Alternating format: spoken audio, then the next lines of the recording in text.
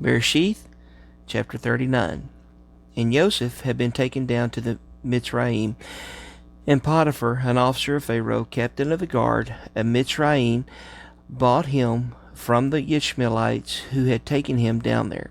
And it came to be that Jehovah was with Joseph, and he became a prosperous man, and was in the house of his master the Mitzrayim.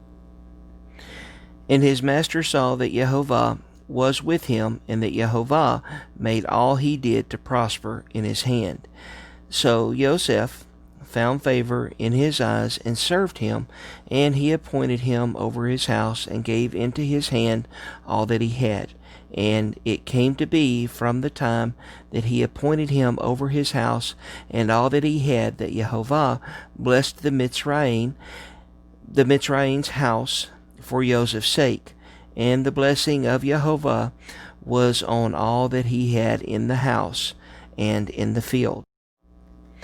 And he left in Joseph's hand all that he had, and he did not know what he had except for the bread which he ate. And Joseph was handsome in form and handsome in appearance.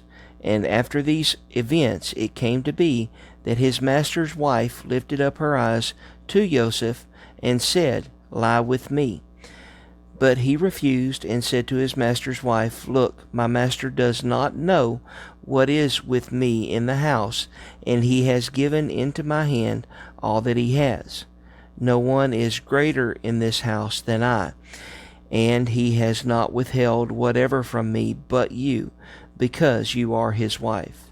And how shall I do this great evil and sin against Elohim?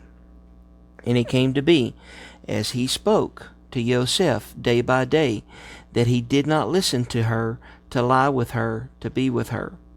And it came to be on a certain day, when Joseph went out into the house to do his work, and none of the men of the house was inside, that she caught him by his garment, saying, Lie with me.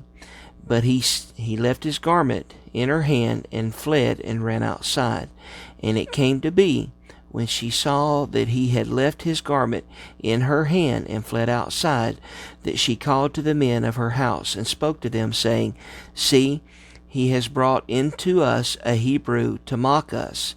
He came in to me to lie with me, and cried out with a loud voice.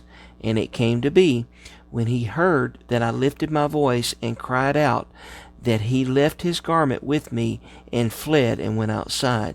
And she kept his garment with her until his master came home. And she spoke to him these same words, saying, The Hebrew servant whom you brought to us came in to me to mock me. So it came to be, as I lifted my voice and cried out, that he left his garment with me, and fled outside. And it came to be, when his master heard these words, which his wife spoke to him, saying, Your servant did to me according to these words, that his displeasure burned. Then Joseph's master took him, and put him into the prison, a place where the sovereign's prisoners were confined, and he was there in the prison. But Jehovah was with Joseph, and extended loving commitment to him, and he gave him favor in the eyes of the prison warden. And the prison warden gave into the hand of Joseph all the prisoners who were in the prison, and whatever was done there was his doing. The prison warden did not look into any point that was under Joseph's hand, because Jehovah was with him, and whatever he did, Jehovah made it prosper.